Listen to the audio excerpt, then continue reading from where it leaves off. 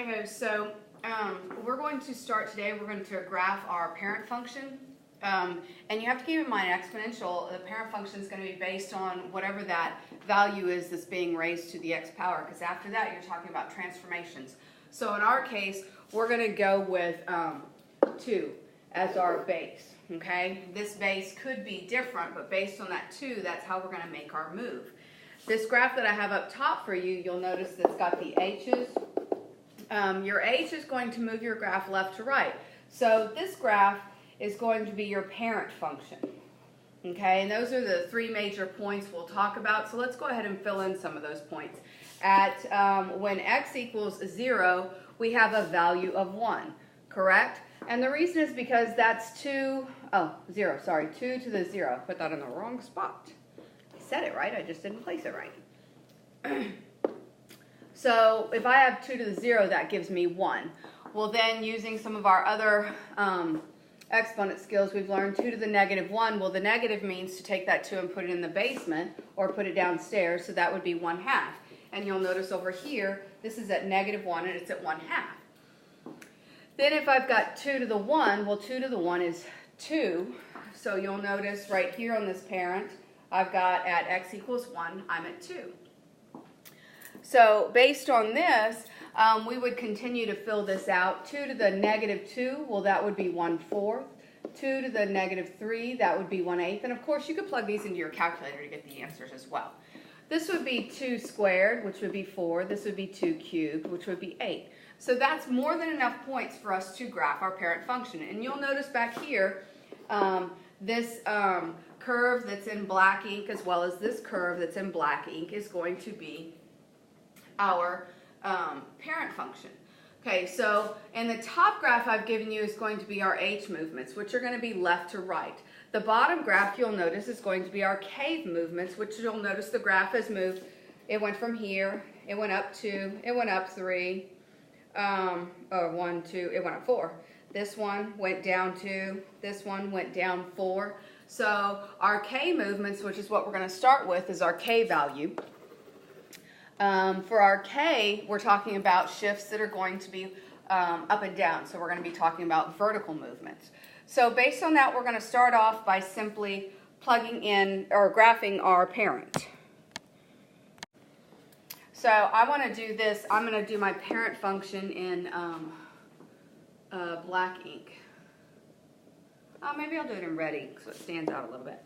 Okay, so looking at that, that means, and this will always be your exponential, no matter what this number is, whatever that number is raised to the 0, you're always going to have this point right there, as long as it's not being shifted up or down. Okay, so our parent, we've got there, then we've got it at 1/2, and then we've got it at 2. From 2 it goes to 4, and then it went to 8. And that's just based off of that base being 2. These numbers over here, you'll notice, are going to keep getting closer and closer to the x-axis. So this curve will go up like so. And then it's going to just travel right along here. It's going to get closer and closer to the x-axis, but it's never actually going to equal 0, because I cannot take 2 and raise it to any power that's going to equal 0. Okay? So the domain of this function, which we're calling f, the domain of f, well, it's going to go all the way to the left and all the way to the right. So it's from negative infinity to infinity. And we could also write this as all the real numbers. Oops. Now keep in mind, when I say all the real numbers, another way that's written is they do like this double bar r. That's another way of saying all the real numbers. Okay, so anytime you write negative infinity to infinity, you can always replace that with the double bar r, or you can make the statement all real numbers.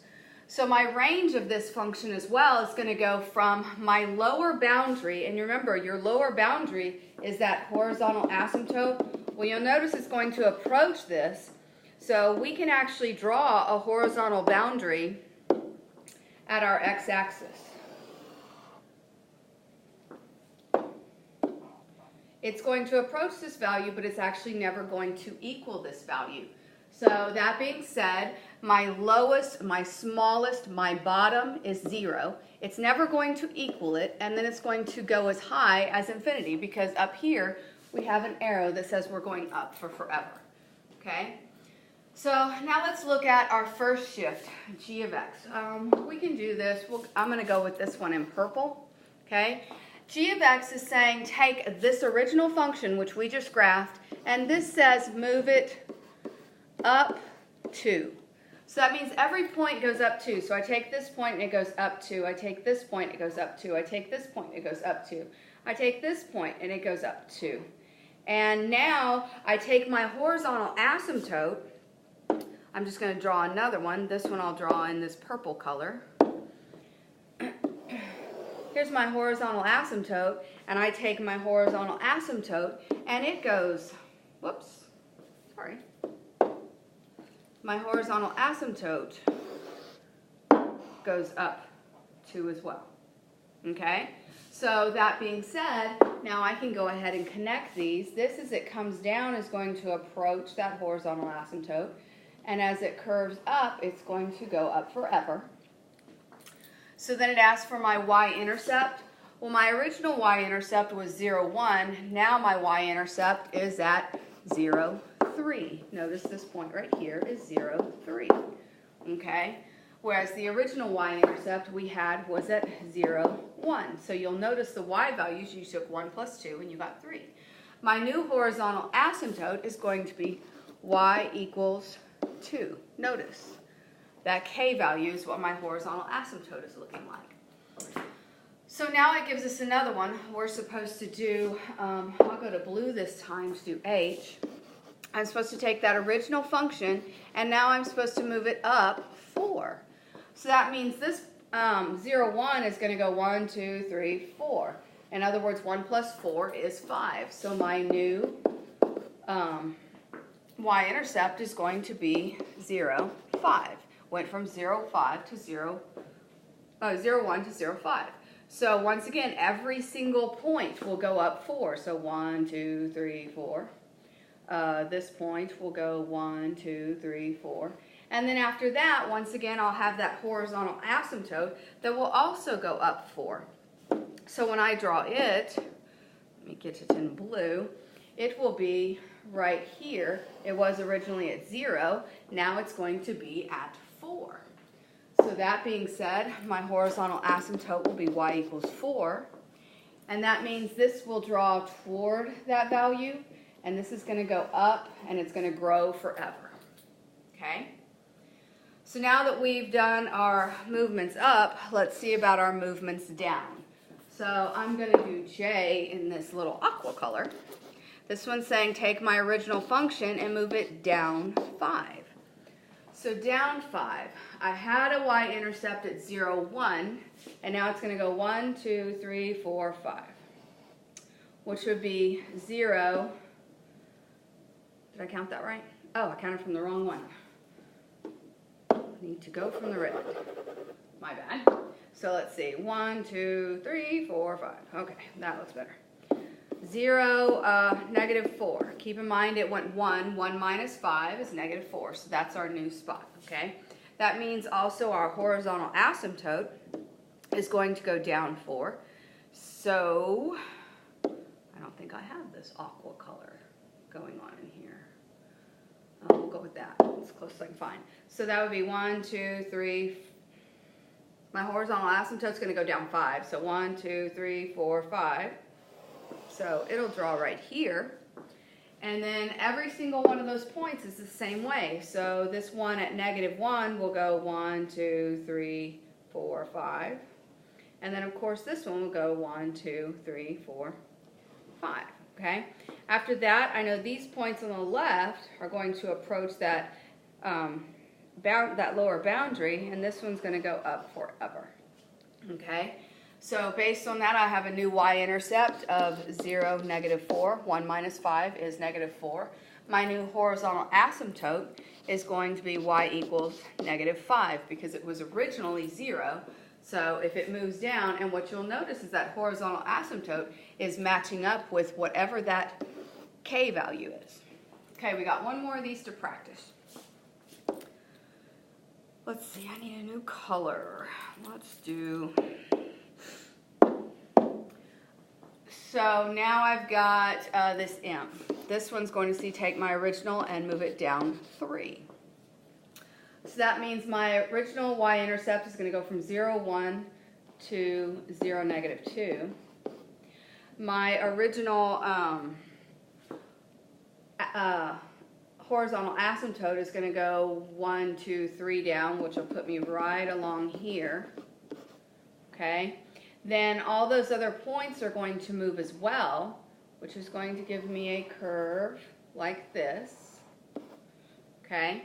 My new y-intercept is 0, negative 2. And my new horizontal asymptote is y equals negative 3. Once again, notice that k value is what's your horizontal asymptote. What does the k do to the graph? It moves it up or down. Does the k impact the horizontal asymptote? Yes. Yes. The k actually equals the asymptote.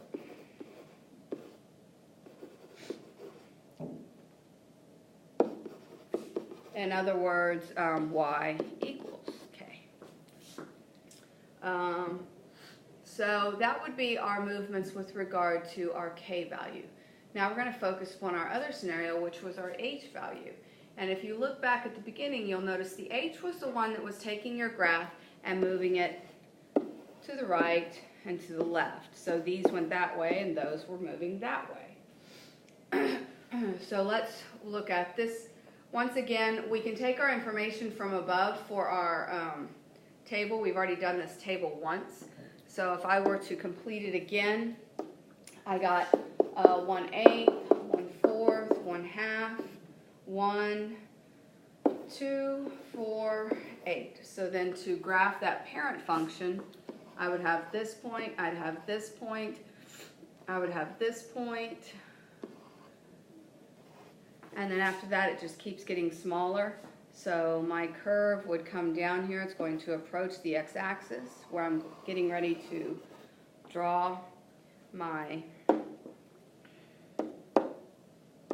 horizontal asymptote, which is at y equals 0. Okay. Now keep in mind it will approach that value, but it will not actually ever equal it, because once again I can't raise 2 to any power that's going to make it become 0. Okay, so our domain is going to stay the same. It's all the reals. Our range will go from 0 to infinity. Okay, so then our first scenario you'll notice is 2, and this is now an insider. So when we were working on the ones above, that k value was always outside of our function. Well, now this is on the inside with the x, and remember, insiders lie. So it's saying take your graph, and it says +2, which makes us think go positive direction 2, but in actuality, it means take it that way 2. So every single one of these points is going to move 2 to the left. So in that being said, did our horizontal asymptote change? That didn't move at all, correct? It's still going to be y equals 0. Did our y-intercept change? Yes, it did, because our original y-intercept moved 2 to the left. So now our new y-intercept is going to be 0, 4. So when we move these graphs left and right, our y-intercept will change, but our asymptote will not. So now as I draw this, remember, it's still going to approach that same value, and then it's going to go up from here. Okay, so let's try another one. H we'll do in blue. This one is going to say, since it's +6, remember, insiders lie, so we're going to go back 6 or left 6. So that means, once again, now I'm going to take my original 0, 1, and I'm going to go 1, 2, 3, 4, 5, 6. And then to that, then I'm going to take my point 1, 2, 1, 2, 3, 4, 5, 6. And then this point would be at the half, right? Once again, my other things, my horizontal asymptote is still the same, so I can come off this and it's going to flatten out, whereas this is going to get very steep, okay? Y-intercept, oh, I'd have to plug this into my calculator to figure out what the y-intercept is. Let's see. let's plug that in and let's see what we get.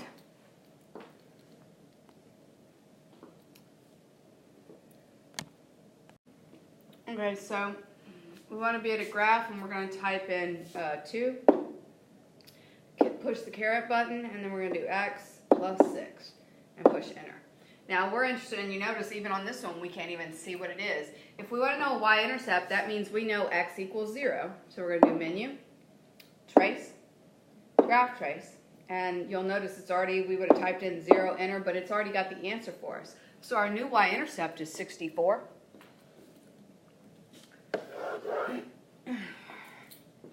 Let's go back over here and write that down. We are in blue. Our horizontal asymptote went unchanged because we didn't do any movements up or down. That's the only way that horizontal asymptote is going to change, is if we do horizontal movements. Okay, so then in the other color, this time, since it's negative, we're going to do the opposite. That sounds like it'd go toward the negatives, but in actuality, it's going to go to the right 4, which means I'm going to take this 0, 1 point, and I'm going to count over 1, 2, 3, 4. I'm going to take this 1/2, 1, 2, 3, 4. Take this 1, 1, 2, or this 2, I'm sorry, 1, 2, 3, 4. Okay, so then after that, I'm going to just curve this right on down, and it's just going to approach. Now this is an interesting one too, because if you look at it, I'm not really sure, once again, what my my y-intercept is. So this time, let's figure it out mathematically. If that's where x equals 0, that means I've got 2 to the 0 minus 4. Well, that's 2, 0 minus 4 is negative 4. So then 2 to the negative 4, well, the negative tells you to put it in the downstairs, and then 2 to the 4th is 16. So our y-intercept is 1/16. Now, of course, once again, you could have plugged that into the graph and found it like we did just a while ago.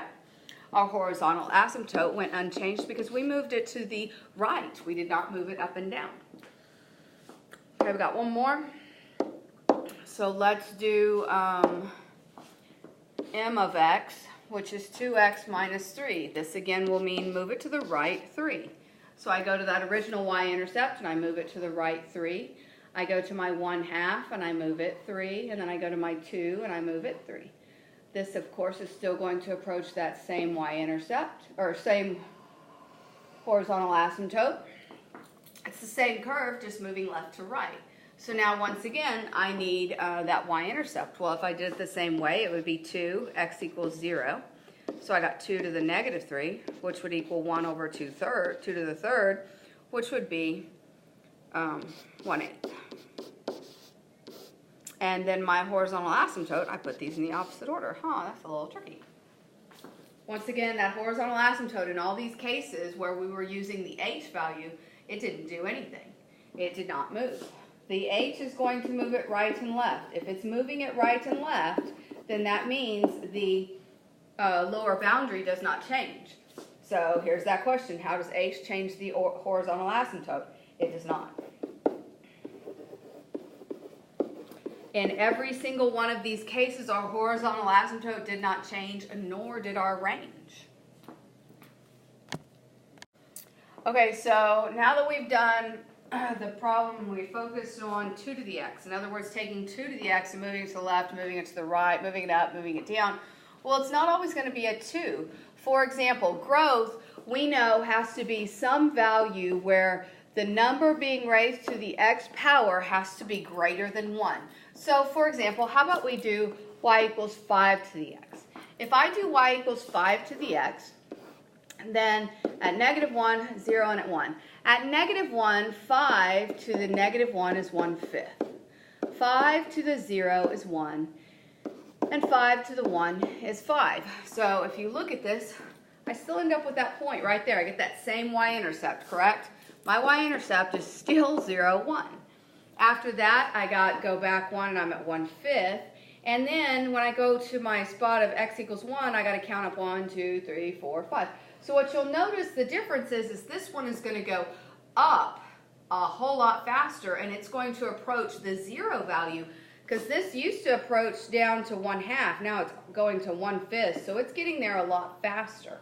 This is going up. That was just going up to 2. Now it's bouncing all the way up to 5. So these are 3 important x values that you could plug in to graph these. And now looking from left to right, you can see how this is going up to infinity, right? So this would be considered growth. So now let's take that the other direction. So what if I did it, let's change pen color. What if I was doing decay?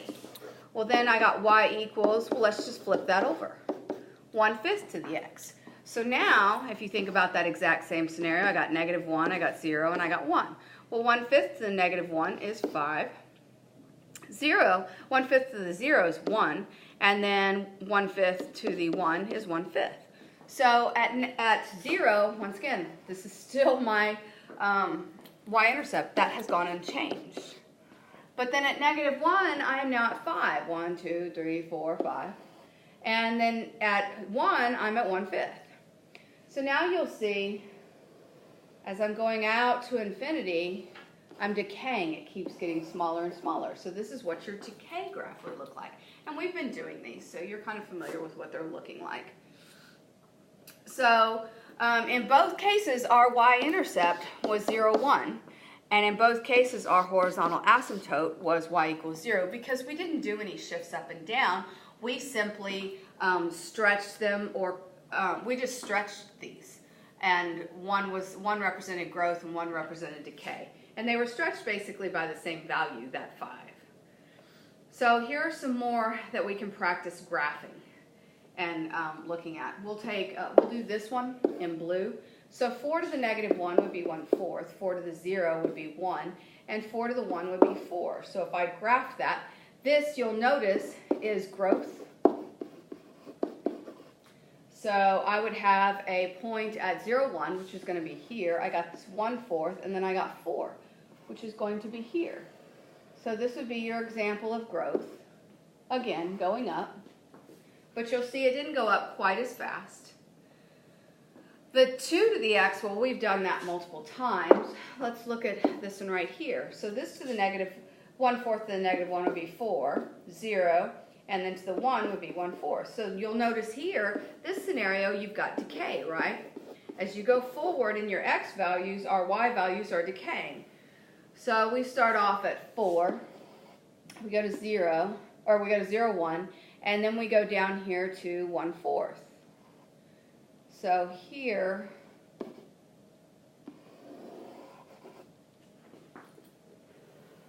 let's see, we've got and that's 2 1/2. That's another one that you can practice just for your extra practice.